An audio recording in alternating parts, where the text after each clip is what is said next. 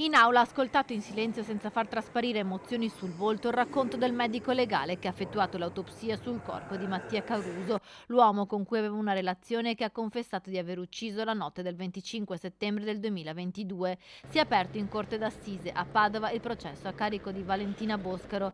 Gli avvocati della difesa della 31enne padovana hanno nuovamente chiesto la depenalizzazione del reato da omicidio volontario aggravato dal rapporto affettivo a preterintenzionale, ma il giudice Mariella Fino ha rigettato l'eccezione, confermando quello che già era stato espresso durante l'udienza preliminare, ovvero non concedendo la possibilità di celebrare il processo contro Valentina con rito abbreviato che prevede uno sconto della pena. La donna rischia l'ergastolo. All'inizio dell'udienza il pubblico ministero Roberto Piccione ha fatto sentire in aula un vocale mandato dalla Boscaro a Caruso in cui lo chiamava infame e gli urlava che gli avrebbe piantato un coltello nel cuore.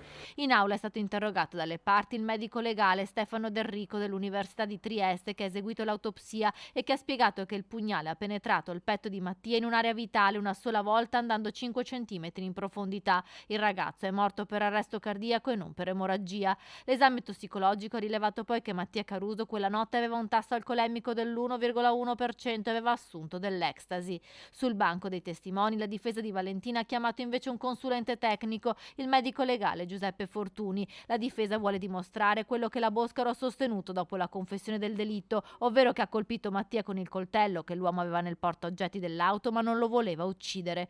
Fuori dall'aula per tutto il tempo sono rimaste la sorella e la mamma di Mattia Caruso, che si sono costituite parti civili e che saranno sentite in qualità di testimoni per ricostruire la natura del rapporto tra Valentina e Mattia.